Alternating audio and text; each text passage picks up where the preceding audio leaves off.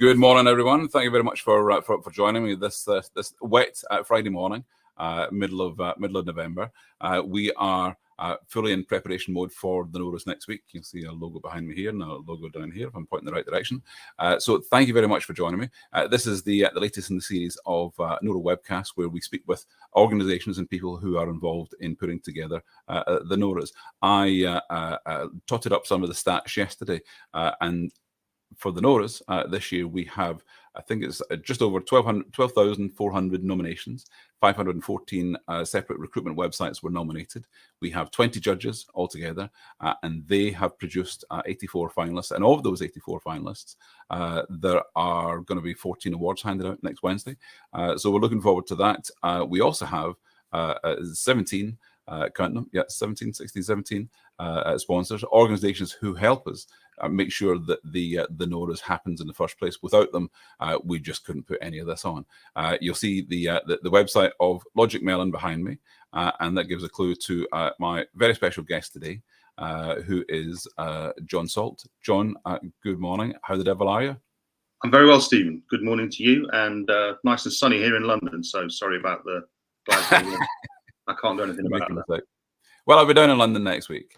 Well, I'll be in London. I'll be in London. I'll see you on Wednesday, right? What's happening Wednesday? Just remind us again. It's a whole day.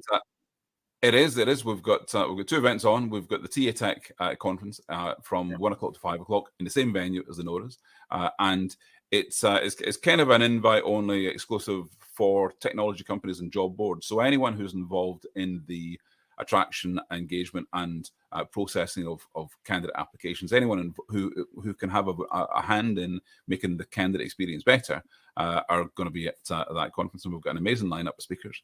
So that's going to be really good.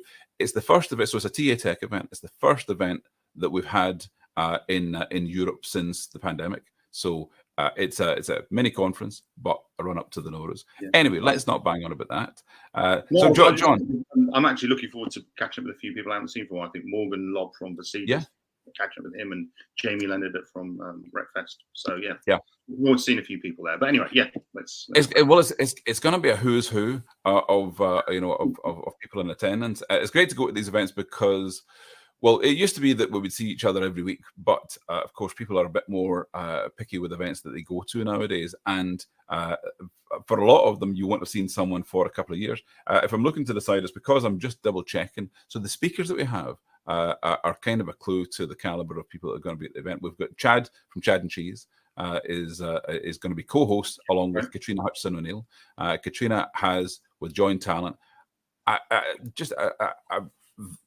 the speed at which Joint Talent are growing in TA solutions with big brands worldwide is something phenomenal, and she's got a great talk lined up. Martin Lenz from Jobico, I think they operate over 20 job boards throughout Europe. Simon Wingate, who's the MD of Reed, is going to be speaking. Chris Adams from Magix, and they power. You wouldn't believe the job boards that they're behind, like the Washington Post job board, amongst loads of others in the UK. A lot of publications, trade magazines, newspapers, they're behind.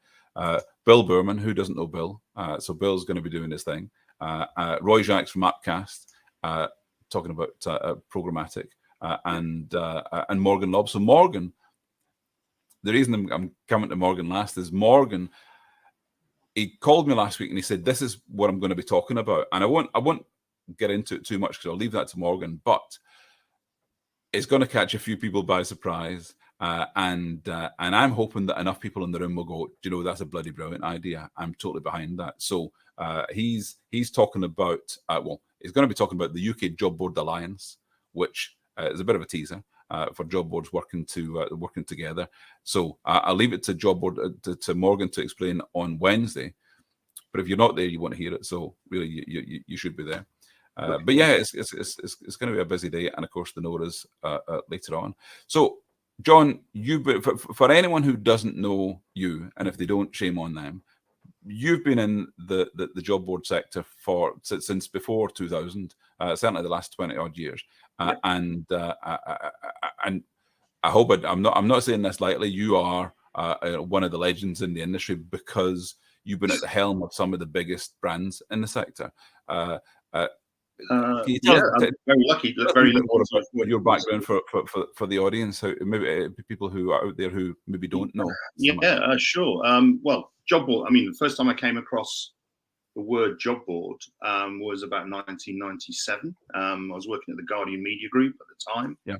And I very luckily got invited to a breakfast with all sorts of people that worked at the Guardian Media Group at the time in all sorts of different areas, editorial, production, printing, etc., by a lady called Carolyn McCall, who's now CEO of ITV. She was CEO of EasyJet as well, a very impressive person. And she was talking, and she had invited about 20 people around for breakfast, and somebody asked her the question, what's happening in publishing with this thing called the World Wide Web, and Carolyn sort of gave this answer, and then somebody else put their hand up and said, what is the World Wide Web? And she said, it's like a network of computers that can speak to each other.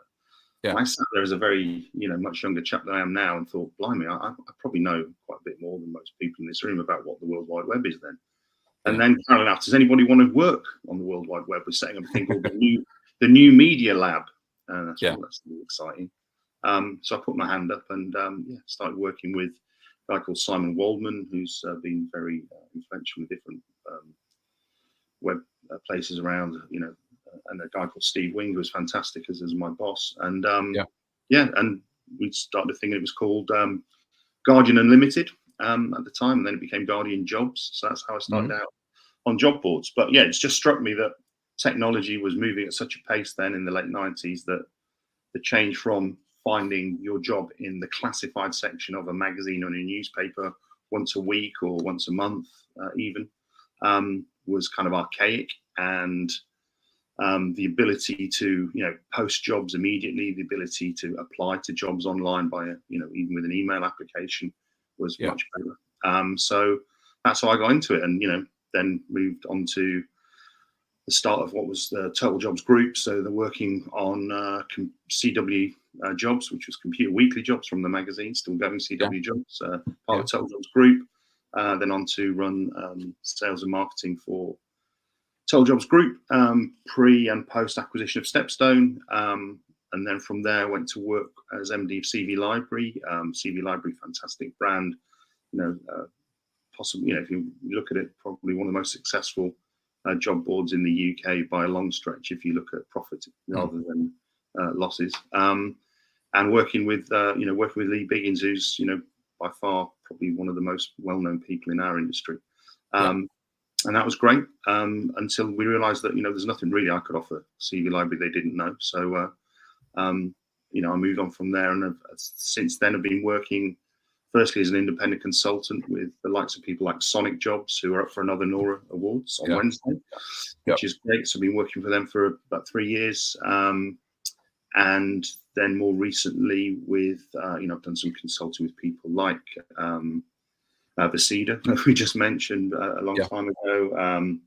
But then I came across LogicMelon, who were looking for some advice on sales and marketing. And I consulted with those guys for a couple of years before they enticed me and said, well, why don't you become our MD in the UK? So I did on a 4-day week, even before 4-day weeks became fashionable. I was doing that. And the other day a week, I still keep to my consulting, and then launched a very hyper niche job board in March this year, because I love job boards, right? Can't get enough of them.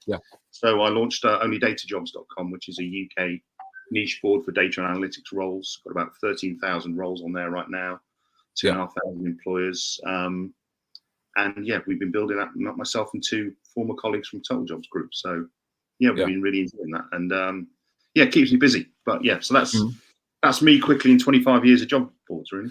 It sounds like you've got a bit of a Midas touch, because almost all of those companies have got some of these in their cupboard. from Guardian. So the Guardian have won more NORAs than anyone else over the years. They'll be there next week. They'll be their finalists again. And in fact, so we have a change in the awards this year. We had, up until last year, an award for best newspaper publication and best trade publication. What happened was, in the past few years, the number of newspapers who had their own job board sections has winnowed down, or they weren't really paying too much attention to it. The Guardian stayed strong, and of course the Telegraph are still pretty strong, but the others kind of drifted off. Yeah. So what we did was we merged the trade and the consumer publication awards into best online publication, and the Guardian, of course, are a finalist again. But who knows? Who knows what the result's going to be next week, because they're up against competitors that they've never been up against before. Yeah. But yeah, Guardian, CV Library. I wouldn't say I had a golden touch. I think I've been very lucky to work at some brilliant places. Guardian was a fantastic place to start my career in recruitment. When it was in paper, right? I mean, the training was fantastic. The culture was great. The support of people like Helen Bird and Steve Wing, was fantastic for me, and I learned an awful lot from them. Moving over to Total Jobs, working with fantastic people like Shobhan Gadjar, who really, really built a fantastic culture. Yeah. Along with other people, Nigel Sterndale was our CTO. He's now CEO of eFinancial. Rob Perkins was just a fantastic leader and helped us grow out of what was read business information readouts of it. So, I've got a Midas touch. I've worked with some fantastic people and learned a lot doing that with them. But I think the credit goes to those businesses. CV Library, look at that. What a fantastically well-run business. What a fantastically focused business that keeps delivering. It might not always be the coolest job board, or the one that people have seen spend a load of money, often in a very bad way. They've been fantastic at really running it as a business in the UK, but their deliveries is I think the nature of CV Library, they're kind of the last man standing as the large generalist that's still independently owned, but as we were saying before, it ties in with the nature of Lee. It's a very tight run ship, and it has been from the very earliest days, because it wasn't funded by a large PLCs putting in £50 million to make this happen. It's all grown organically, and from day one they've had to pay their own bills and their own salaries, and if the money's not there, it can't be spent. But through the past 20 years, they've really built something solid that is so difficult for anyone else to compete with in the same terms. And then the level of focus, they do a lot of work, and I know, Lee mentioned at a job board conference earlier this year, he's going to spend a lot of time and money and resource on rebuilding the platform, right? Which, Lee will give that focus, and the business will be better for it, but also the UK, online recruitment market will be better for it. He's a challenger, and it's fantastic to see. Yeah. But, you think about the job board market in the UK, right now, you've got, LinkedIn, right? Are they a job board? They don't want to be a job board, but they are a job board for sure, right? They just don't want to be called it. Then you've got Total Jobs Group and Stepstone. They also don't want to be called a job board. They want to become a recruitment platform, and so job board maybe is an unfashionable word. Maybe it's a word that had its day. Maybe those people that's always telling us that job boards are dying are right. It's just that job boards name themselves into different species of. Well, I suppose they would say they're evolving. We're all hiring platforms now. Whether it's an aggregator site that no one posts directly onto that site, they pull vacancies from elsewhere, or your more traditional job boards. I think they're converging. You take the aggregator, right? So you think about, what was it back in 2000 and what was it, 4, 5? You got Indeed and Simply Hired, kind of in the States, big aggregators, right? Yeah. And they were there saying, it's free, just give us the jobs and we'll, but great, fantastic. And, are they job boards now? Well, absolutely. Right. So, this technology is what changes things. And also the candidate and the recruiter demand of the technology is what changes things. So, we think I think often job boards get a bad press, or the recruitment gets a bad press for not changing enough. But actually, if you look at what has changed in the last 20 years, it's a lot. 20 years is a long time, right? But what's coming now, when you look at now, we're going to go into a recession in the UK or globally, or Europe or whatever, for up to 2 years. So the market will shift, right? The candidate market will become more mismatch, because at the moment there's still a mismatch, right? People talk about there are as many candidates as there are jobs. That's not true in many sectors, right? No. Yeah. So if you're in tech, there's no way near as many jobs as there are candidates, right? There's more of them, there's more demand. So things are going to change. But what's really interesting, I think, for the next few years is who's going to really bite down on how do I make it better for the candidate? How do I make it better for the recruiter? Because what's going to happen for the recruiters, wherever they're going to be, is they're going to get swamped with a lot more applications, right? Yeah. And right now, even in a candidate scarce market, they can barely cope with the number of applications that come in, because actually, fundamentally, some of the matching is still crap. Yeah. And some of the things that people apply to are still ropey, right? So improve the matching, have tools that help recruiters save time, and give candidates a better experience. Those three magic things. Yeah. That's what's going to be the difference by 2025, 2026. Who sits on top of the pile, or which hyper niche boards have grown up a little bit and stolen a niche. Yeah. And the other thing is who develops a nice piece of technology and really rockets off and grows. You see all these symbols on LinkedIn, don't you? That we're on a rocket ship, we're on a journey. Well, I can guarantee that most of them will crash, but some will make it to the destination planet. And that destination planet is usually they get bought by some of the big boys. So, are you going to get bought by a LinkedIn or an Indeed or a Seek or a Total Jobs Group, Stepstone, whoever, right? Are they going to buy you because you've invented something that really solves a problem for the recruiter or the candidate? And that's going to be really interesting, I think, in the next couple of years. I think there are people in place right now that are well placed to do that, because people are addressing the problems of poor matching. And when I say matching, I don't just mean the candidate matching, I mean the job matching, right? Yeah. So there's still an awful lot of crap jobs that get pushed up there, as you said, distributed out to 100, aggregators, right?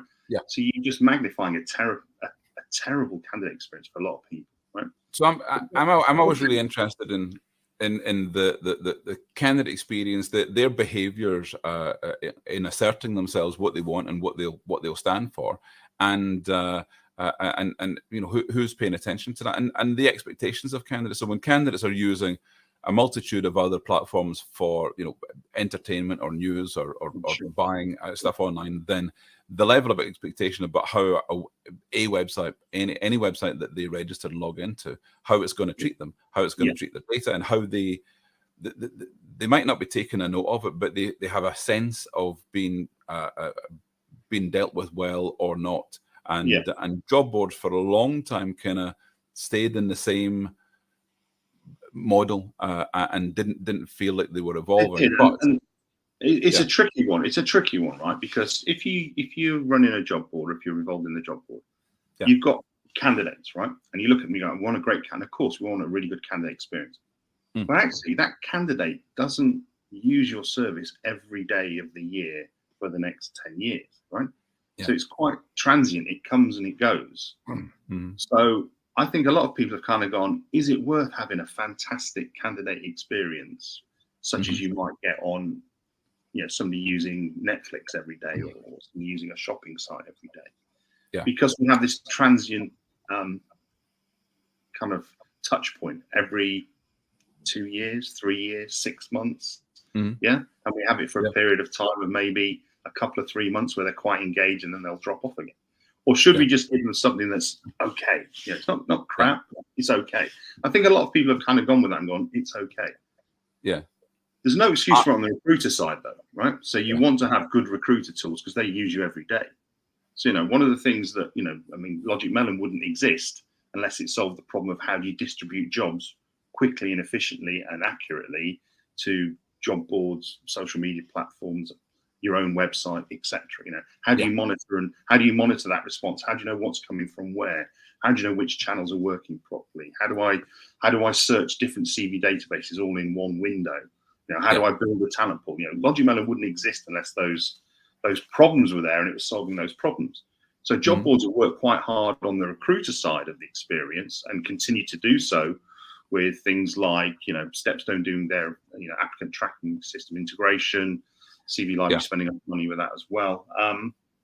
But, the candidate often gets a little bit, should we do enough about it? And I think, there are some really cool things that happen, right? So technology is the driver and the opportunity of technology. So chatbots that help candidates is a fantastic idea if it's done really well, right? Chatbots that learn with the candidate is a great idea because it means I don't have to do so much next time I come to use something. Yeah. Platforms that learn about me. So the more I apply to something, or the more I give information from me, and I don't have to type it in again. Great, especially if that works across, spaces where the jobs are distributed in 4 or 5 different ways. So I don't have to log in 3 times and give my registration twice and then finally make an application, which is really frustrating. But also the technology that comes back, because it's not enough just to give the job boards a kick and say, well, you could do more for candidate experience. I think also, the ATSs can, and also the end employer. So the integration side of things, I'm really interested in that because job boards and their integration with the ATSs or CRMs of those who are advertising, whether it's recruitment agencies or employers, the ability to track the full journey, to have statistics on the full journey, to identify where the candidates are coming from, what adverts they're responding to, and being able to discern the patterns in those behaviours are what's absolutely necessary to evolve the effectiveness of. It's absolutely necessary to evolve the effectiveness and to evolve the value of that recruitment platform. Yeah. So let's move away from job board. Let's pretend we're in Stepstone, right? Let's call it a recruitment platform. Okay. So it's absolutely necessary because you need to know how you're performing, and you need to know that it's not just, well, hang on a minute, let's spend some money on attracting candidates. Let's get those registrations and CVs. Now we'll send the CVs and registrations off, and we'll wait to hear back if the client is satisfied. Yeah. Yeah. That is really archaic now, but it's been that way for 15 years, right? What you really need to see is, okay, how did this platform perform? And actually, how did the marketing and distribution of that job from that platform perform? Because if you post a job to Total Jobs, it doesn't just go on Total Jobs. Of course. They just, they're going to distribute that job and, tease that job out there on different platforms and do things. And more when programmatic becomes properly programmatic, that's going to happen more. So you need to be in control of that information, both as the publisher of the job, the platform, and also as the person receiving the response, the recruiter or the company. And that's got to marry up. And I think, there needs to be sort of a lifting of the veil where people say, well, if I told you all this information, you might then raise my prices. Or if I told you all this information, you might be shocked how poorly you do or whatever. I think that needs to be taken away and just sort of, have those grown-up conversations that say, this is what we can deliver, right? It'll change the landscape of job boards because there's a pay and pray model still. Well, the pay per performance is scaring some people who are not sure that they can deliver performance, and they've been trading on selling, job ads on the strength of their brand. Sounds awfully like 1998 when newspapers were saying, "Hang on a minute, we don't want to put this online because then people would be able to track it." Right? Yeah. Yeah. I remember sitting in a Guardian meeting room about 1998, listening to 2 journalists talk, and they were talking about, I can't remember what particular area of journalism they were from, but I think it might have been Wednesday Society, which is public sector. And one of them was saying, great, I'm going to write an article, it's going to go online. And this other person looked horrified and said, you do realise they'll be able to track how many people actually read it, right? They'll realise just how unpopular you are. Exactly, right? So, I always laughed and thought, that's actually quite scary if you're a journalist, right? Because you just assume if it goes in print that I don't know, the 250,000 people that were reading Society that everybody read it, right? Well, no, it doesn't happen. Same with jobs, right?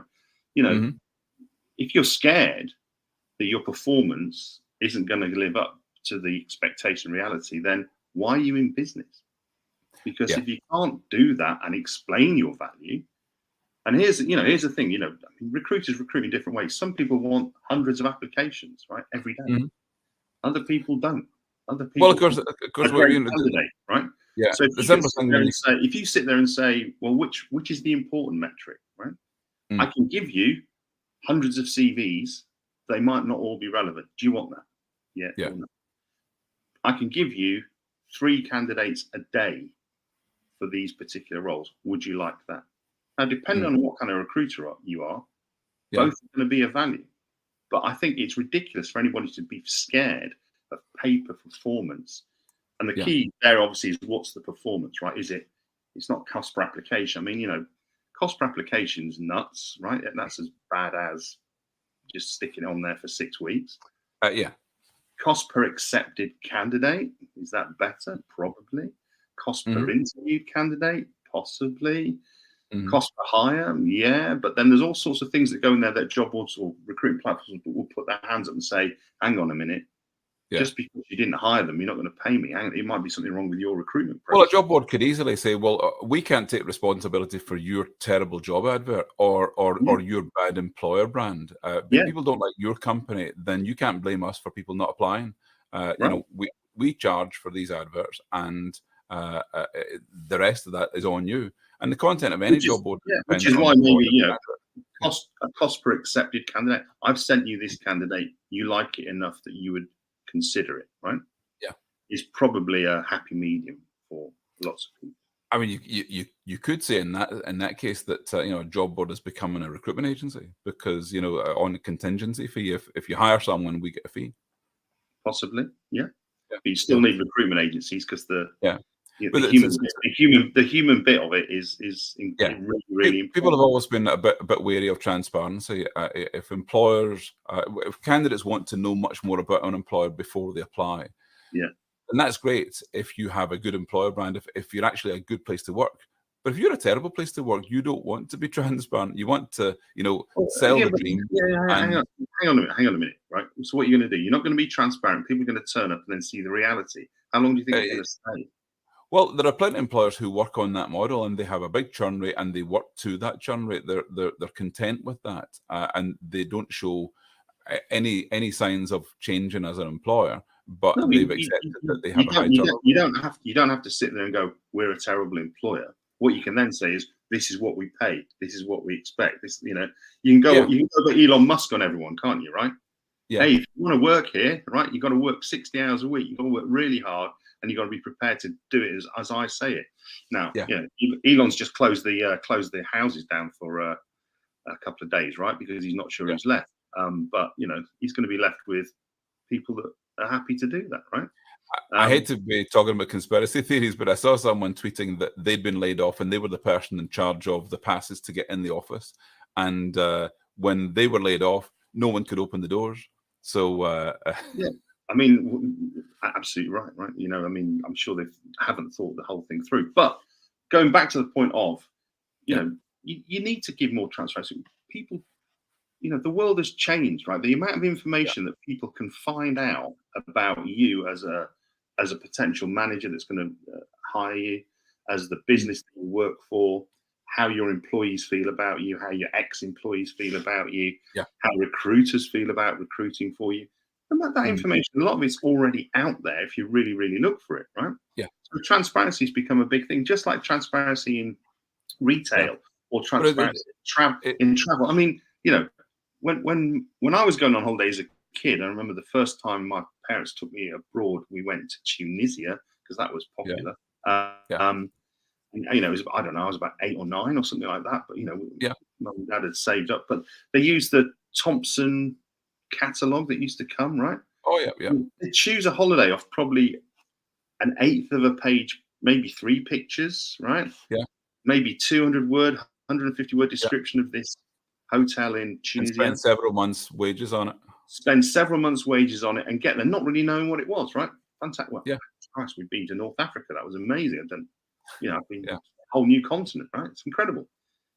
But now you look at the amount of research people do if they're just going to going to go to Manchester for the weekend, right? Nothing wrong with Manchester for the weekend at all, right?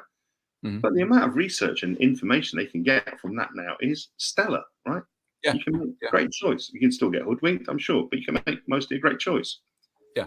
That's the difference with transparency. So why do people fear transparency of what it is? Because you'd be surprised, people sit and say, that's okay, I can work to that. But I think some employers, maybe more than some employers, have a kind of a corporate imposter syndrome, where they are not entirely sure that they have a great place to work, and they're maybe not. They think they're going to be found out at some point. Yeah, but you could do something about it. You are going to be found out at some point. Of course, you are. So highlight the stuff you do well. If you pay above, the fair wage, and say that. If you train really well, say that. If you onboard really well, say that. If you've got great managers that really care, say that, right? What I think it shows is the interconnectedness of the whole process. So if you're an employer, if you have an existing team of staff, whether you're large or small, when you advertise a vacancy, where you advertise it, how you advertise it, how people find out about you, and how they're treated going through the process, all of these things are connected. They're not standing in isolation in the same way as you might post a classified job in the newspaper in the 90s. Yeah. Because all of this is trackable, you're able to discern some truths that you maybe were unaware of before, that you can then attend to, you can improve on. And I always say, if you want to improve on things, you need to have a good assessment of where you are right now. And the statistics is good. Well, here's the other bit that will change, recruitment platforms, job boards, whatever, for the next 2 or 3 years. People that understand the data they've got and how to use that data to make the recruiter experience better or the candidate experience better. They're the ones that will win. They're not short of data, right? No job board is short of data.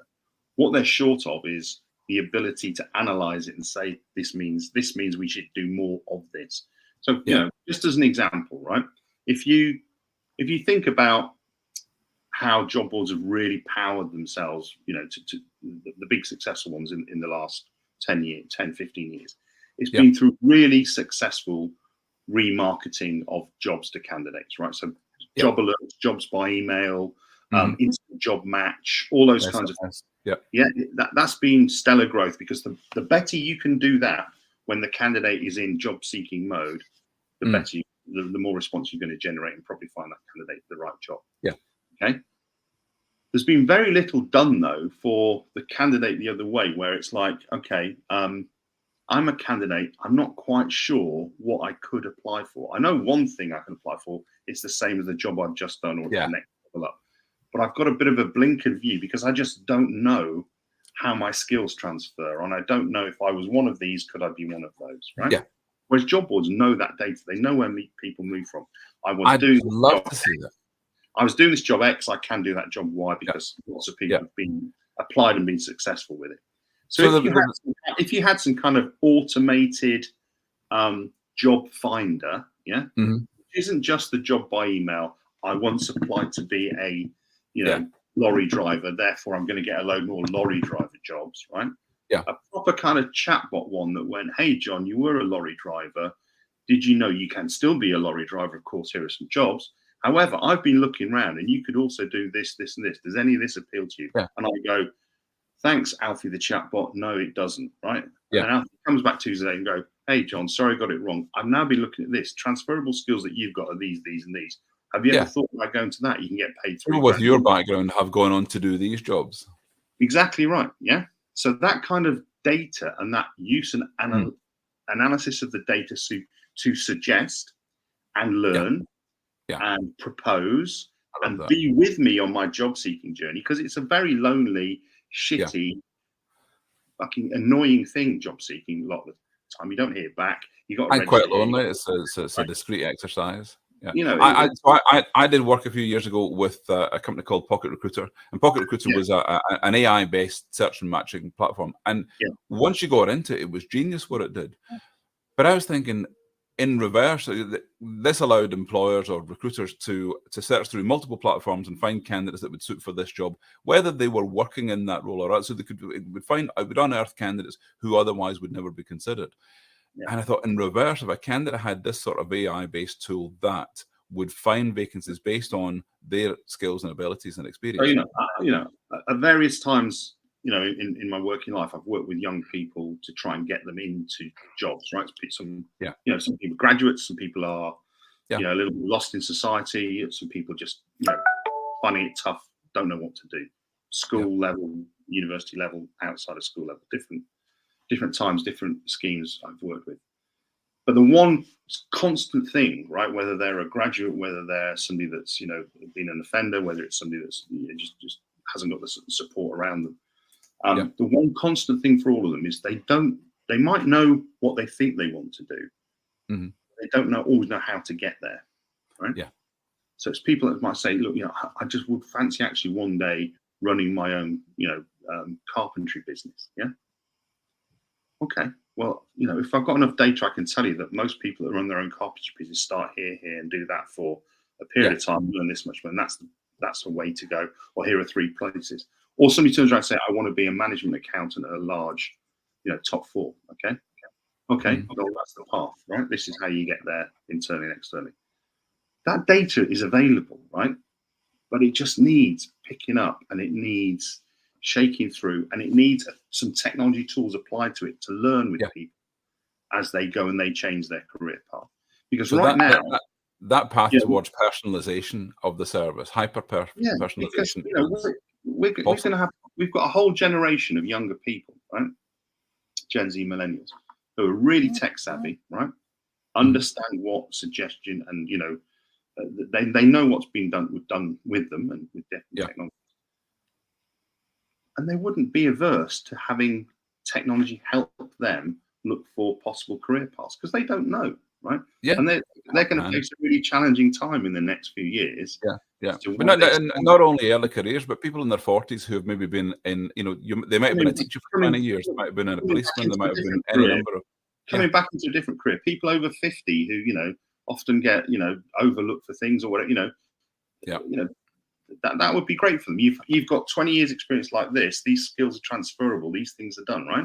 Yeah. So, I think some of the bigger technology-led people will think about that, but it's probably going to be a smaller startup with less to concern itself with or less to lose. Yeah. That has that kind of vision, says, I'd like to change it like this. But where that kind of solution will manifest itself for candidates will be on job boards. So somehow that technology has to come through to the front end of the process. It will. But somebody will pick this up smartly and look at it, right? And then it might be within a job board. It might be not. It might be a startup. But that startup will then get acquired by Seek or whoever, right? Because that's usually what happens. So I think this is the sort of thing that will change the recruitment platform area in the next 3 years. Not the only thing that will change. Better integrations with ATSs and CRMs absolutely will happen. And I think also, the candidate just becomes a lot more savvy and a lot more tuned into what they can find out. So I have to ask, technology-wise, what clever stuff is going on within LogicMelon just now that we can anticipate? So with LogicMelon, we are obviously, the key factor for us is how we integrate with the platforms to distribute and the ATSs that they work with and all those things. So those clever things that we do all the time. So, we're more integrations, better integrations, fuller integrations. We're integrated with, thousands and thousands of job boards globally and the ATSs they work with and the CRMs they work with. And we're constantly building on how we improve that kind of resume CV search, as I say, in a single place so you can look at where all your channels bring things into. We worked a lot on that and upgrading that. And talent pooling, we put a lot of money and time and resource into how we help recruiters build talent pools that are smart, that look at them and say, okay, you've got another job like this. The last time you had one was 2 months ago. Here's the talent pool that you've procured. So you probably want to go and look there first because this was the response you got last time, and and help out. And I think we'll continue to evolve, and I think we'll continue to build out sort of that transparency of reporting on where the candidates are coming and going from, and what they look like.